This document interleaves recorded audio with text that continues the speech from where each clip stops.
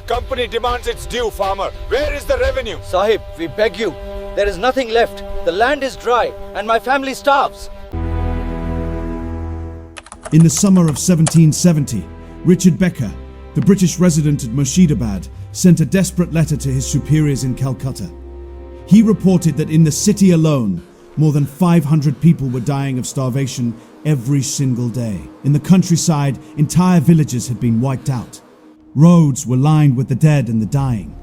Some contemporary accounts even mention scenes so horrific that the living were feeding on the dead. Company records from that time estimated that roughly 1/3 of Bengal's population, around 10 million people, had perished by the time the famine ended in 1773. The monsoon had failed in 1769. That part was nature, but the scale of this horror was not caused by drought alone. Food existed. Grain stocks were still available in the province. Yet people starved while a private British company continued to collect heavy taxes. The company demands its due, farmer. Where is the revenue? Sahib, we beg you. There is nothing left. The land is dry and my family starves. Allowed hoarding and kept exporting rice out of Bengal. This is the story of how corporate policy turned a difficult harvest into one of the worst famines the world had ever seen. Before we dive deeper into what really happened, if you want more detailed and unfiltered history like this, the kind that powerful institutions tried to bury for centuries, hit subscribe and turn on notifications. These are the stories they don't teach in school. Let's continue. To understand the full picture, we need to go back to how the East India Company gained control of Bengal.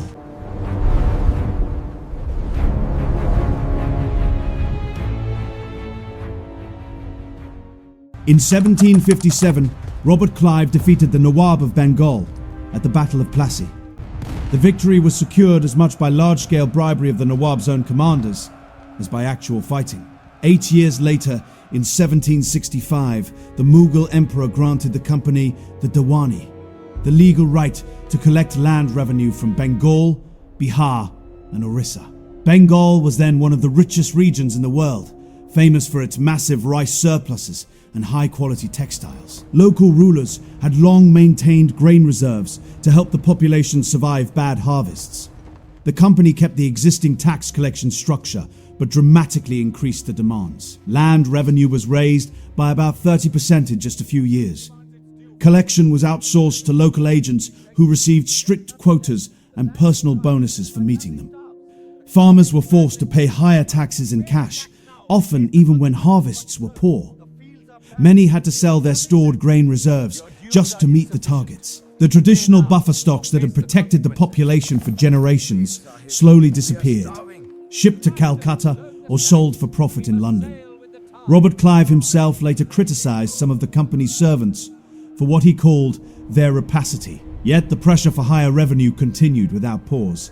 By 1768, the local economy was already stretched thin and hollowed out. The people had become extremely vulnerable.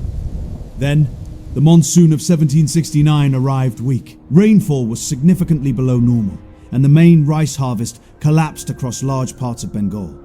Droughts had happened before, but in the past, local administrations had opened emergency grain stores to prevent total collapse. Under company rule, those meaningful reserves were largely gone, extracted in the previous years to meet revenue targets. As food prices began to rise rapidly, the company and its local officers faced a clear choice. They could reduce tax demands in the affected districts. They could restrict or stop grain exports. They could use part of the collected revenue to import food and organize relief.